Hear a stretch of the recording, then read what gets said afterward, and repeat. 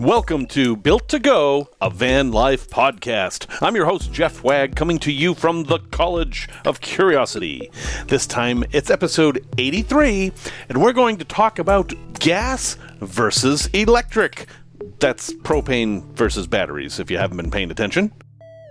We're also going to talk about dome light power and how you can use it, a tale from the road involving a mattress, and a product review of the Amarine switch block. Such exciting topics we have here for you today and every other day. Thank you once again for joining me as we discuss all things van life. And this week finds me in the delicate position of being without any vans. Yes, last week I had 2. This week I have 0. Why is that? Because my main van, my NV200 that I've been traveling all over the place with, is now empty. I took all my stuff out of it because I'm going to sell it, and I'm very sad about that. And my ambulance is now in the shop at Mercedes, where it has been for a week. And I'm not too happy about that. In fact, I'm quite upset about it. But they think there's a transmission fluid leak somewhere, and they can't find it. So that's fun. At any rate, we have important things to talk about. And this is something that's been coming up a lot. Should your van power its inside stuff via gas or electricity? That is to say, should you install propane for heating, say, or just use electricity? Have the whole thing run on electricity and don't have propane at all. Now, I see a lot of people who are heading towards the side of all electric vans. In fact, many of the major RV manufacturers sell all electric vans. You do not have any propane in them at all. And if you think about it, well, what do you need propane for? Traditionally, in RVs, propane was used originally for literally everything. It would run the refrigerator. It would run your lights. It would be what you cooked with. It would heat your hot water. All the stuff you did in the back was done with propane, and you didn't even have electricity back there. And then gradually, as cars produced more reliable electricity with their batteries and alternators, and vans and RVs started to adopt that, you started to get more of those appliances in the back, and then finally you got converters, which took shore power and charged the batteries and powered the 12-volt devices. And then we've gotten to the point now where battery technology is such that you can have everything in the back powered by electricity. You can have an electric hot water heater. You can have a microwave oven, an induction cooktop. And for heat, well, that's the one thing that is still not great for electricity. There are electric heaters in RVs and such. In fact, I carry an electric heater with me when I'm going to use shore power all the time. But most vehicles that are made by RV manufacturers will use an alternative fuel for heat, but it is often diesel now, so there's no need for propane. Why are people leaning towards batteries and not propane? Well, propane is a flammable gas, and it has always scared people to some extent. In fact, the same problem exists in houses with natural gas. There are folks who will never, ever, ever have natural gas in their house because they've heard of it exploding and all that kind of stuff. And yeah, sure, that actually does happen, although not all that often. And then there's other folks like me that grew up with gas, and they think cooking on an electric stove kind of feels weird. So there are lots of opinions here, but let's talk about this and let you guys have all the information so you can make the right decision when you are building out your own van or picking a van that you're going to travel in. So when I'm talking about gas, I'm talking about propane. I'm not going to talk about butane. I'm not going to talk about white gas or even gasoline, which is used for some things. You can actually have a gasoline lantern. But no. We're not doing any of that. We're just talking about propane. So you hear gas, think propane. I know this is confusing for the Europeans who think gas is a weird word Americans use for gasoline, which is petrol. Anyway, number one pro of propane, I think, is that it's cheap. Propane is a relatively inexpensive way to generate a lot of heat in your van. Think about it. You can get a regular grill size 20-pound can of propane and hook it up to your $20-$30 stove that you got from eBay or Amazon or whatever, and you're going to be cooking for an entire season with that. And that cost you, what, $25 maybe? it's pretty cheap. And lately, it's very easy to find because in the old days, you used to have to take your tank to the propane dealer and then they would come out and fill up your bottle and all this stuff. In fact, I used to be one of those guys that filled propane bottles. I actually had a license to do that at one time. And now you basically just go to Home Depot or Menards or the hardware store or sometimes gas stations or even supermarkets and you just swap your can. You swap your bottle or whatever you want to call the thing. But side note, did you know that if you do the propane canister swap, you don't actually get a full bottle? It's true. They don't fill them up as much, and they say it's because, it's safer that way, or, it weighs less, so it's more accessible. Yeah, I'm pretty sure it's just because people don't know and they don't realize they're buying less propane than if they went and got it filled up. So just know that if you're going to do the propane tank exchange thing, you are paying a price for that convenience. Anyway, it's still pretty easy. If you're in any city of any size in the U.S. and you run out of propane, you know that you can just go swap bottles. And if you have a tank that's not that size, it's not that hard to find a place to fill it up. Many campgrounds will do it, many gas stations will do it, and there's some place in just about any town. And ironically, they're easier to find in rural places because rural places use propane to heat their homes, especially up north. The other nice thing about propane is that you can store a large amount of it. You can use those 1-pound cans, as I've been doing, but that's the most expensive way to do propane. You can get the standard gas grill size can, or you can even undermount a big tank that would last you for many years. I've talked about the Wander Lodge I owned. Its propane tank was so large that for the entire time I owned the vehicle, I never filled it. I don't even know how much was in it. I bought it, I used it, I never filled it, and it was enough gas for the entire time I owned it. That's a really nice feature of propane. Now, what are the cons? Well, it can be dangerous. Of course it can be dangerous. It's a flammable gas. It can leak out, and it's poisonous, although poisoning isn't that big of a problem because it smells. They add mercaptan to it, so you smell it, and you're generally not going to have a problem with poisoning. But the problem is that it can gather in spaces, and then a spark can hit it, and it can explode. That's not a good thing. And it also can run out. You have to think about that. Gauges for propane tanks are notoriously unreliable. They're so unreliable as to be almost worthless. And you can run out suddenly, and then you're screwed. If you're out boondocking and you suddenly run out of gas, well, that's it. You have to go to town and get more gas. One that a lot of people don't think about is road restrictions. There are places you can't go with a large quantity of propane, such as the Bay Bridge Tunnel, or any tunnel almost, and some bridges even, which I think is weird. If I'm not mistaken, I think the lower deck of the George Washington Bridge in New York has a propane restriction. So that's something you have to think about a little bit. And sometimes that restriction is just as simple as you have to turn the main valve off, but other times you're not allowed to go in there at all. And it takes up space. Propane bottles can be very, very big, and that space is permanently gone. So that's enough for propane. What about electricity? Well, it's easy. Once you hook it up, that's it. You don't have to think about it anymore. Yeah, you have to think about how you're going to charge it, but generally, once your electric system is set up, you don't think about it anymore. It's just always there, and that's super nice.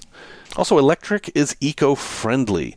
If you are driving a vehicle that does not have a smart alternator, or you are charging your batteries with solar, it's pretty close to free energy, and that's always eco-friendly. You're going to be driving your vehicle anyway, so that alternator is going to power those batteries anyway. Again, this is only if you have a non-smart alternator. Smart alternators would shut off if your batteries didn't need to be charged, but because they do, the alternator turns on and that actually uses some of your fuel, so it's less eco-friendly. But solar, other than the ecological impact of actually creating solar panels, is producing power from the sun, and that's about as eco-friendly as you can get.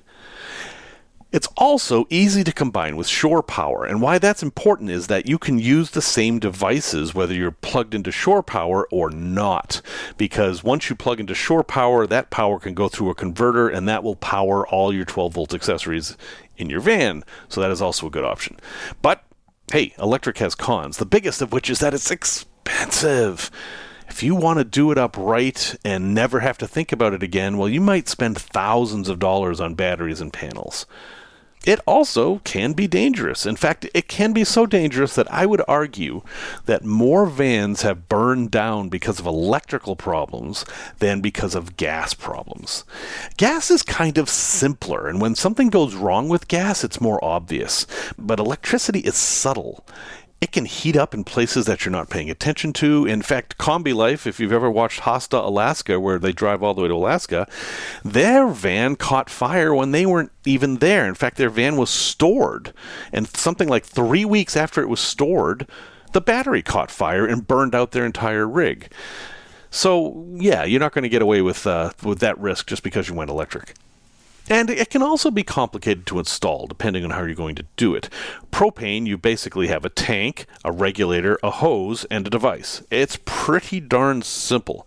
But electricity, you could have batteries, a shunt, a converter, an inverter, a solar controller, and a battery-to-battery charger, and you'd have to know all the wire gauges and the proper fusings, and it's just, there's more to know. So, given all that I've just said, which is the right thing for you? Do you want electric or do you want propane? My answer is that if you're going to be doing any kind of boondocking, you want both. And the reason is that you want options. If anyone has ever seen my original van tour video on YouTube, you'll notice that I have backup systems for my backup systems. That's just kind of how I am. I think I have 3 levels of backup lights and 3 levels of backup batteries in my NV200. I like backup systems, and if I'm ever out boondocking, if my batteries all die, well, I want to have propane to fall back on. Or if I run out of propane, I want to have electricity to fall back on. And it's just a matter of resilience. So, you decide what's best for you. There's the pros and cons of both. There is no right and there is no wrong. But absolutely think of both. And if you're just naturally afraid of one or the other, learn a little bit more of it and you might find yourself less afraid. Tech Talk. I have talked about this before, but it's come up like 3 times lately, so I'm going to talk about it again. And that is dome light power.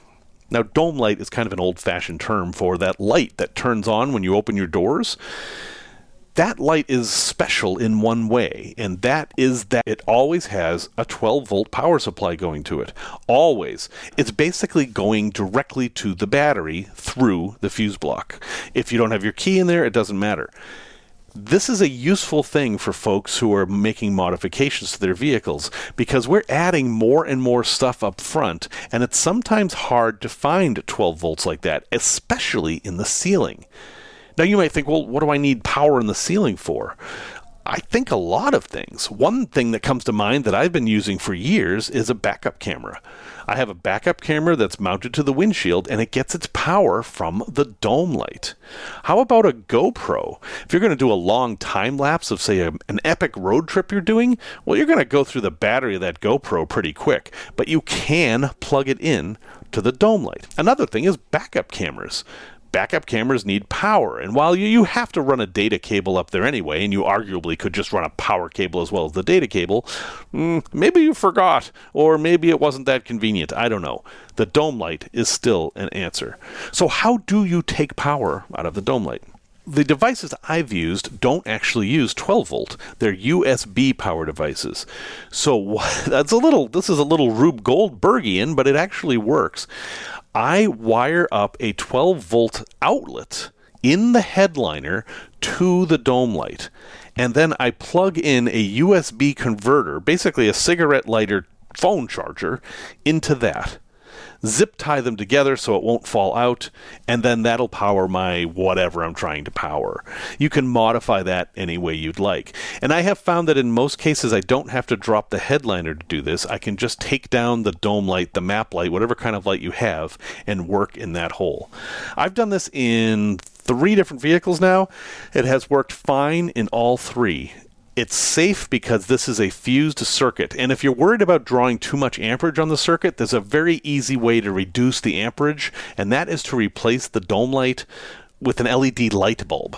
If you have a dome light that uses an old incandescent bulb, one that gets hot, you can just put in an LED light bulb and suddenly that thing's drawing a fraction of the current, and that current can be used for your device. And if in the off chance that you somehow put a device up there that draws too much power, well, then yes, I'm afraid you're going to have to run another cable, because remember, fuses protect the wires, not the devices. You can't just add a bigger fuse. Anyway, I think it's a great tip. I wish car manufacturers would actually start thinking of this and just put power up there. But until they do, hey, your dome light gives you power. Take advantage of it. Tales from the road. I have to apologize here because during the week, somebody asked me to tell a specific tale on the road this week, and I've completely forgotten what it was. So if you know who you are, get back in touch with me and I'll tell that tale next week. I just don't remember which tale it is. So I have another tale. And this tale involves my Mini Cruiser. This was the very small 17-foot RV that was based on a Toyota front, a little Toyota pickup truck front, and then like a Class C back. Fully self-contained, just very small. And when you own a vehicle like this and you have young friends, as I did while I was living in Utah with this thing, they ask you to help move. An RV isn't the greatest thing to move with, but it beats, say, a Toyota Tercel. And in this case, I had a friend who was moving from Salt Lake City to Cedar City, and they had mattresses they needed to get down there. Well, I had a vehicle with a big flat roof, so I said, fine. We took the mattresses, hauled them up on the roof, and I tied them down as best I could. Now, anyone who has tied down mattresses will learn very quickly that they have not tied it down enough. Mattresses are very deceptive.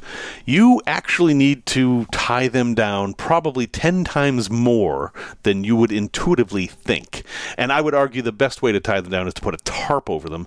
But as you can probably tell where this story is going, driving down somewhere near Provo, yeah, we suddenly didn't have two mattresses on the roof. In fact, I just caught a glimpse of a shadow passing out the very tiny back window of the RV as the topmost mattress flew into the middle of I-15, which I believe this was Friday night and actually had a good amount of traffic on it.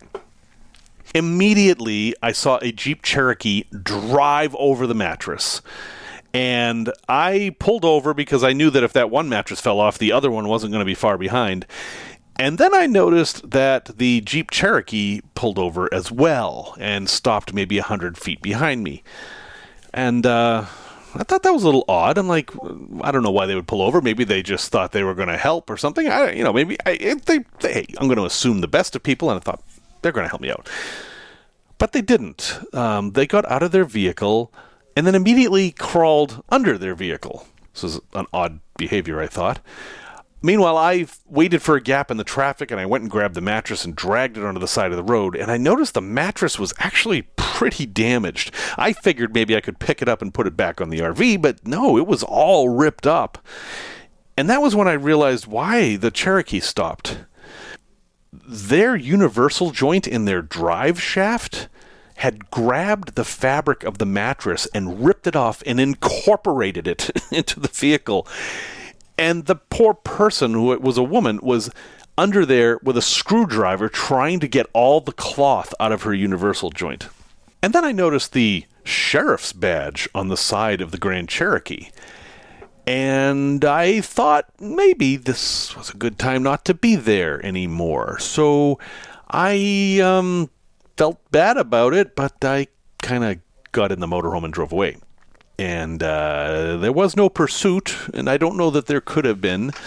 I still feel guilty about that, but I will be honest and say that that is what I did. You may think less of me. and well, yeah, that's about all I can say about that. Product review. A lot of people who have seen the video of my van have commented on my switches. The way I wired my van is a little odd, but I basically sent all my 12-volt circuits through a switch block. Rather than sending it through a fuse block, I sent mine to a bank of switches. It's 8 toggle switches, very heavy-duty, waterproof, each with a circuit breaker. This is designed for boats, and boats often use circuit breakers instead of fuses because it's hard to find a fuse at sea. If you happen to run out of 10 amp fuses while you were 1,000 miles from shore, that would be bad. But a circuit breaker, you could just, press the button and you're fine. And I thought, well, this is a pretty good solution. And what I got is called an Amarine 8-gang outlet switch, or switch block. And I will have a link for it in the show notes. Honestly, this thing has been great. It only lights up when you turn things on, and it lights up with just a thin red stripe. And this is something people get into trouble with, is that they buy these switches that light up great, and they're like, ooh, isn't that pretty? And then they try to sleep in their van, and they realize that their switches are actually keeping them up at night, especially blue lights. Avoid blue lights on anything you buy. Take it from someone who knows. But this doesn't have that problem. It has thin red lights, and it also comes with labels, so you can label each switch very professionally. Now, the labels are marine oriented, so I had to be a little creative. My roof fan is actually labeled aeration because I use the fan sticker for my actual fan. But that's fine. You're creative. You'll find a way to handle that. The only negative thing I can say about the switch block is that the circuit breakers are of all different sizes, so I don't know that that's a negative, but you have to plan. Some of them are 15 amps, and some of them are 5 amps. And remember that the circuit breaker protects the wiring, so I wasn't actually able to match the wiring to the circuit breakers. My way of handling this was that basically all my wires can handle 15 amps, and I just put the lowest draw devices on the circuits that use the lowest amount of stuff. For example, I have LED lights that draw 0. I mean, it's like they don't draw anything at all. That's on the 5 amp circuit. But then the other circuit that has, say, the refrigerator on it, well, I'll put that on the 15 amp circuit. And that has worked just fine. I have never, ever tripped one of these circuit breakers. It has never happened. Wiring is fairly easy, although it's interesting. They don't give you the thing as one 8-gang unit. It's actually 2 4-gang units. So if you want to use all 8 together on one circuit, you have to wire them together, or you can have them be on 2 circuits. You could even have them be on separate batteries, or you could have one be ignition hot and one run off the battery. You can do whatever you want. Anyway, they're $50. They're super high quality, and you can buy them in 6 and 4 and 2 and even 1 switch configurations. I will be looking to buy Amarine stuff again because this thing has been such high quality. And by the way, Amarine is spelled A and the word marine, except it's one word. Amarine, or Amarini, or Amarine. I don't know. It's Amarine. That's what I'm calling it. I'll have a link in the show notes. It sells out often, so if you can't find it at my link, you can also go to amarine.com and they might have it there. A place to visit. I learned a while ago that if I'm starting to fall asleep on the interstate, one of the things I can do to avoid that is to get off the interstate. And it's true that in most of the U.S., there are other roads that more or less follow the interstate. You don't have to be on the interstate. Of course, it's going to be quicker. And let's see. Last year, when I was coming back from Aurora, Nevada, I was driving through Kansas, having a hell of a time trying to stay awake. And so I turned left. And I ended up on the Lincoln Highway, which I have many times, and I found myself in Cawker City. That's Cawker, Cawker City, Kansas. Now, Cawker City, Kansas is kind of famous, if you can believe it, because it is home to the world's largest ball of twine. And yeah, there's actually a whole bunch of different cities that claim that title, and I don't know why it's such an important thing, but they've got a very big ball of twine, and you can see it, and heck, why not? If you're wondering why balls of twine are a thing, it's because when you're on a farm, hay is often wrapped in twine, and you end up with a lot of twine. And twine can be a hazard. It can mess up farm implements and stuff, so you have to do something with it. And, well, it just tends to get balled up, and after a few years on a farm, that ball can grow quite big, and then people start getting competitive about it, because that's how people are.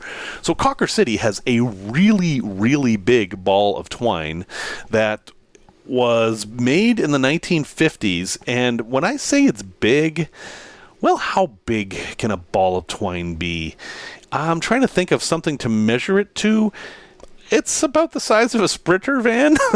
It's bigger, actually. It is taller and wider. I think if you took two Sprinter vans and put them side by side, and then maybe put another one on the top of those, you might get close to how big this thing is.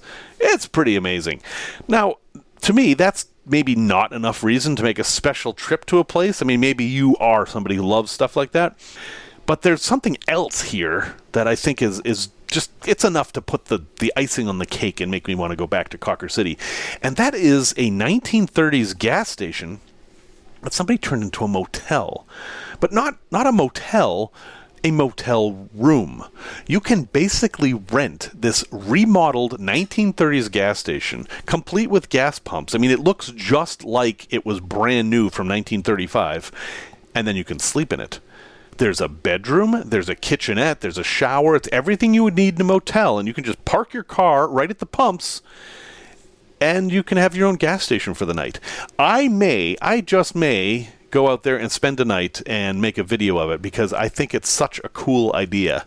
But you have to see the pictures to do justice. It's really cute. So I'll have a link in the show notes to these things. It's Cawker City, Kansas, and it's one of those great American road trip kind of places that you'll always be happy that you saw, and then you'll kind of wonder why somebody would spend all that time with Twine.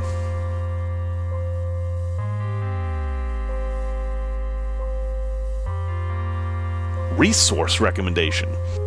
Here's one out of left field. I don't think anybody has ever come up with this before. Let's say you need these things. You need a place to park, you need a fairly inexpensive place to have a meal, and you need Wi-Fi. What is all three of those things? The answer is a hospital. Now, bear with me. Hospitals have cafeterias. Those cafeterias have Wi-Fi. And there are always different people coming and going in there, and those people are in there often for many hours as they're waiting for somebody. And nobody thinks twice about anyone bringing a laptop in there. So if you find yourself in the need of Wi-Fi, and let's say it's like 7 at night, and the coffee shops are closed, and you really have no idea where you're going to go get Wi-Fi, go have a meal at the hospital. Nobody will ask any questions except that, are you an employee? Do you get the employee discount? That's it. I've done this many times because my mother was a nurse and my wife is a doctor, and I spend a fairly decent amount of time in hospitals. It works great. In fact, I was there once, and this guy not only brought in his laptop, but brought in 2 monitors and kind of took over a table as this giant office. And nobody cared because it's a hospital. People only care about what's going on with them there. So, hey, just add it to your quiver of places to go to get Wi-Fi. Hospital cafeterias can really work well. And in my experience, the Wi-Fi has been pretty good in hospitals because it's not a place that people typically abuse it. And I'm not suggesting that you do either. Q&A. This one came out of left field as well, but I have an answer. Which potty method, that is, which type of toilet, has the least interaction with the stuff in the toilet? Now, the person who asked this question is new to all this and kind of misunderstood how black tanks worked. She thought black tanks were this thing that you would kind of, all your business would end up in there, and then you would drive up to a dump station, press a button on the dashboard, and all your problems would go away. And then you just drove off. And as those of us who have used black tanks know, no, this is not how that works. Having a black tank means getting fairly intimate with your effluent, and that's exactly the opposite of what this person wants. So considering all the different kinds of toilets that you can have in vans, would be composting or a cassette toilet or a traditional black tank method, I think the one that is the least intimate, shall we say, is actually the bag and bucket method. No, really. It seems primitive.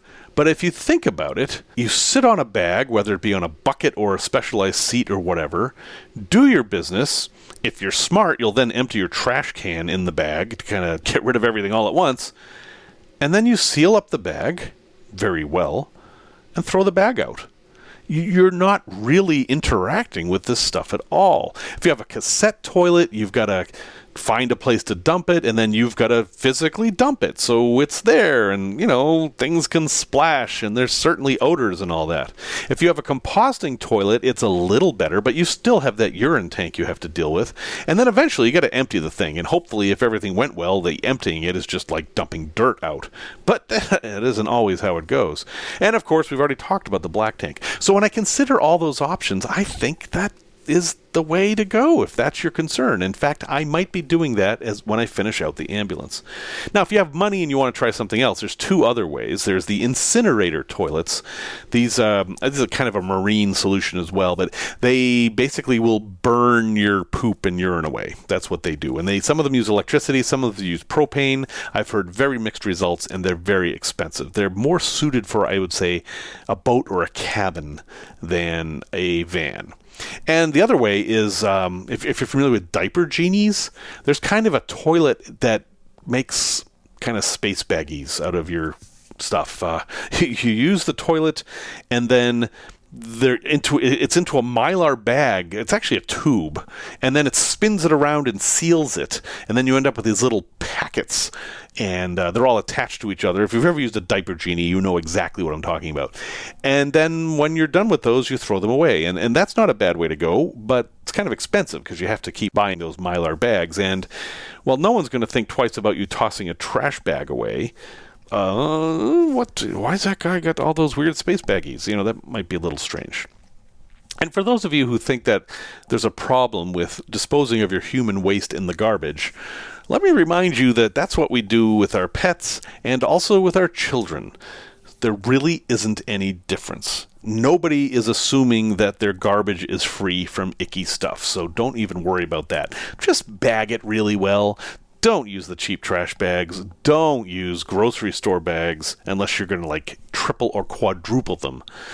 And anyway, there you go. I understand that there are many other concerns with toilets, and there are people who won't like this for environmental reasons or aesthetic reasons or whatever, but this person's question was which method would involve the least interaction with the stuff, and I think that's the one. Well, folks, thank you very much for listening to episode 83. Music, as always, is by Simon Wagg. If you're wondering what happened with the Auroras, I promise they have not gone away. I'm just in limbo now with these two vehicles. In fact, I'm going to head out to some more Auroras this week, and I have several in the can. So stay tuned. You will be getting more. And until next time, remember these words of wisdom. I travel because I become uncomfortable being too comfortable.